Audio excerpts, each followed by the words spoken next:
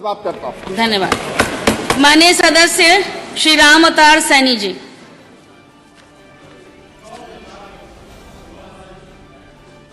आपने लेखा वर्ष 25-26 के अनुमानित बजट पर मुझे बोलने का मौका दिया, बहुत बहुत धन्यवाद आपका।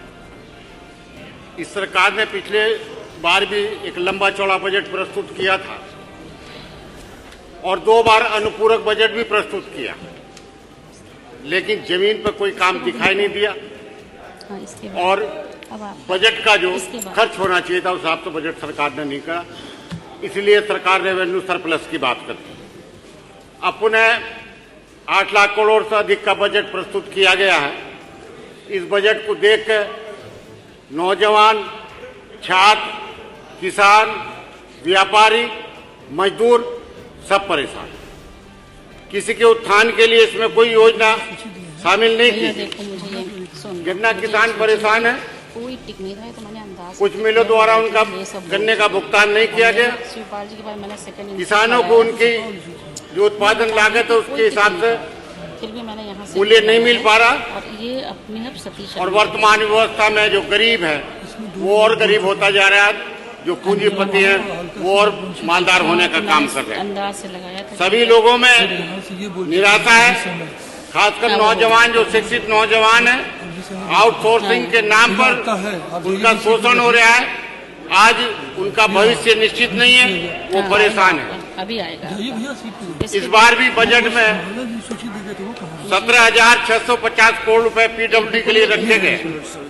ये देखो, मान्यवर, मैं आपके माध्यम से बताना चाहता हूं कि जब से मैं विधायक बना हूं, लगातार 3 वर्ष हो गए हैं, मैंने नवीन सड़कों के नई सड़क बनाए जाने के लिए प्रस्ताव दिए।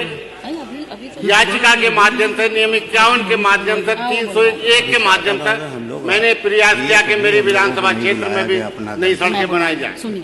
लेकिन ताजुब की बात है कि इन 3 वर्ष में 1 किलोमीटर सड़क भी नूरपुर विधानसभा क्षेत्र में स्वीकृत नहीं करी, जबकि पक्ष के विधायक बता रहे हैं कि हमारे यहाँ 20 किलोमीटर बन गई, 30 किलोमीटर बन गई। तो इतना बड़ा भेदभाव राजनीति में ठीक नहीं है। इस आपका जो नारा है सबका साथ सबका विकास, ये लागू नहीं होता। फिर भी मैं अपने इस बजट में अपनी विधानसभा की कुछ समस्याएं रखना चाहता हूं और आपके माध्यम से सरकार से अपेक्षा करता हूं कि उसे बजट में शामिल कर उनका समाधान कराने का कष्ट करें।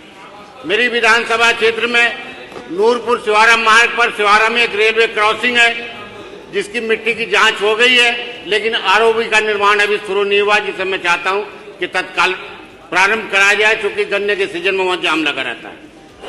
एक कड़ुल्ला नदी है गड्ढा खेड़ी के पास, 110 मीटर लंबे पुल के एस्टीमेट शासन में आया हुआ है। मैं लगातार 2-3 बार इस मामले को मैं उठा चुका हूं सदन में। मैं आपसे निवेदन करता हूं कि जो एस्टीमेट आपके पास आया हुआ है उसे स्वीकृत कराकर उसका कार्य प्रारंभ कर दिया जाए। नूरपुर में ग्राम पोर्टी से कन्हौली तक एक कच्चा मार्ग है, उसके निर्माण के लिए मैंने पिछली बार भी प्रस्ताव दिया था और अब के भी मैंने दिया। मैं चाहता हूं कि उसे स्वीकृत करा जाए। एक ग्राम जैनाबाद है जो महमदाबाद का एक मजरा है, उसमें एक इंटर कॉलेज है। इंटर कॉलेज में के पास में 300 मीटर रोड, टूटी हुई रोड है, आज तक वो रोड नहीं बनी। मैंने अनेक बार लिख कर दिया। मैं आपसे चाहता हूं कि महमदाबाद जैनाबाद के इंटर कॉलेज से नहर की पट्टी की ओर जो अवशेष मार्ग है 400-500 किलोमीटर 400-500 मीटर लंबाई का, उसे पक्का बनाया जाए। विकासखंड नूरपुर में डेरा रामखेड़ा मार्ग है, तो डेरा बुलंदी में प्रजापति धर्मशाला तक मार्ग बहुत खराब है, उसे पक्का बनाया जाए। ग्राम मेवाजट से हिरनपुरा एक नहर की पटरी है जो मुरादाबाद जनपद को जोड़ती है। मुरादाबाद जनपद में पूरी सड़क बन गई है, लेकिन मेरे यहाँ 4 किलोमीटर बाकी है। अगर वो 4 किलोमीटर बन जाएगी तो आवागमन मुरादाबाद का बहुत ठीक हो जाएगा। और मैं निवेदन करना चाहता हूं कि मदारीपुर से रायपुर बिज्जी मार्ग का निर्माण कराया जाए। विकासखंड बुढ़नपुर में ग्राम आशा खेड़ा से अनिसा नंगली मार्ग बनाया जाए। मेरी विधानसभा क्षेत्र में ताजपुर सबसे बड़ी ग्राम पंचायत है, जिसे नगर पंचायत के लिए बनाने के लिए मैंने संकल्प दिया था, जो सरकार ने संज्ञान भी ले लिया है इसी सत्र में। उसमें एक बहुत बड़ा गंदा नाला बैठता है। वो नाला आधी बस्ती में बना और आधी बस्ती में गंदा पानी फैलता है। मेरा निवेदन है कि सबसे बड़ी प्राथमिकता देकर उस गंदे नाले को जगह पक्का नाला बनवाना काम करें, वो कच्चा नाला है और बस्ती में बहुत गंदगी रहती है। ग्राम हल्द्वार से काट की ओर एक सड़क जाती है। रामपुर हल्द्वार रामपुर से केवल 1200 मीटर दूर है। मुरादाबाद क्षेत्र में पूरी सड़क बन गई है, केवल 1200 मीटर का खरंजा बाकी है। अगर उसको पक्की सड़क बन जाए तो वो रोड सीधा मुरादाबाद जनपद से जुड़ने का काम करेंगे। मेरी विधानसभा क्षेत्र नूरपुर में 2 ब्लॉक हैं, नूरपुर और बुलंदपुर। मेरा आपसे निवेदन है कि दोनों ब्लॉक में एक एक मिनी स्टेडियम अथवा ओपन जिम बनवाने का काम करें। ग्राम मालवा से बेर के तिराहे तक 1.5 किलोमीटर लंबी सड़क है, उसे भी बनवाने का काम करें। मेरी विधानसभा क्षेत्र के विकासखंड बुरहानपुर में जो धामपुर डिवीजन के अंतर्गत आता है, एक सब स्टेशन स्वीकृत है, लेकिन सरकार ने अभी वो सब स्टेशन का निर्माण शुरू नहीं कराया। मेरा निवेदन है कि तो प्राथमिकता के आधार पर कराने का काम करें। नूरपुर विधानसभा क्षेत्र में ग्राम चांगीपुर में कन्या इंटर कॉलेज के नाम से एक जमीन आरक्षित है और वहां कन्याओं के पढ़ने के लिए कोई विद्यालय नहीं है। चूंकि वो जमीन उपलब्ध है तो मेरा निवेदन है कि वहां पर माध्यमिक विद्यालय कन्याओं का बनवाने का काम करें। नेवारा जो नूरपुर है, नूरपुर से एक रोड सिवारा को जाती है, एक रोड धामपुर को जाती है और दोनों पैरेलल रोड है, समानांतर रोड है। अगर नूरपुर से किसी को धामपुर वाली रोड पर जाना, सिवारा से तो नूरपुर में होकर जाना पड़ता। मेरा निवेदन है कि धामपुर और नूरपुर रोड के सिवारा नूरपुर रोड के बीच में एक नहर है, उसकी पटरी 1.5 किलोमीटर है।